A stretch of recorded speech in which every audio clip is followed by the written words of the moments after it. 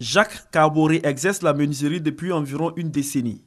Mais ce chef d'entreprise rencontre d'énormes difficultés dans l'exercice de ses activités.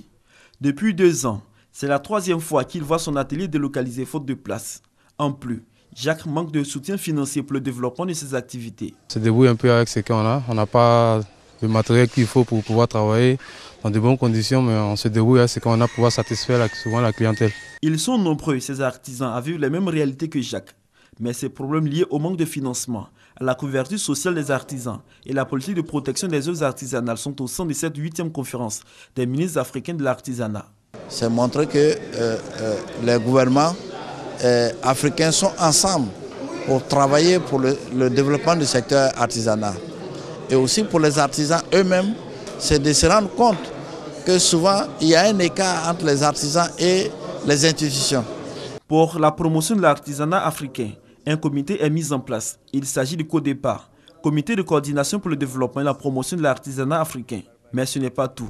D'autres dispositions sont en cours. Contribuer à l'harmonisation des calendriers des foires et salons africains de référence organisés sur le continent. De mettre en commun les compétences pour renforcer l'impact des manifestations promotionnelles de l'artisanat.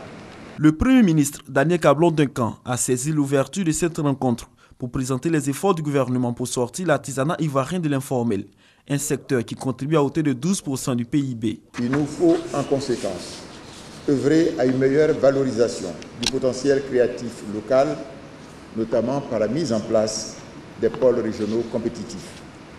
C'est pourquoi le gouvernement a mis en place un dispositif visant à assurer la promotion et le développement de l'artisanat à travers d'importantes réformes structurelles et sectorielles visant à assainir ce secteur important pourvoyeur d'emplois. Au plan institutionnel, le gouvernement a initié 2 importants textes.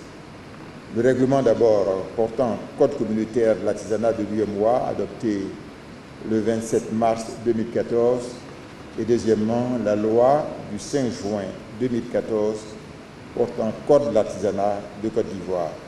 Ce rendez-vous des 26 pays membres du CODEPA était l'occasion pour les autorités ivoiriennes de présenter la 2e édition du MIVA, marché ivoirien de l'artisanat, qui se tiendra en septembre prochain à Abidjan.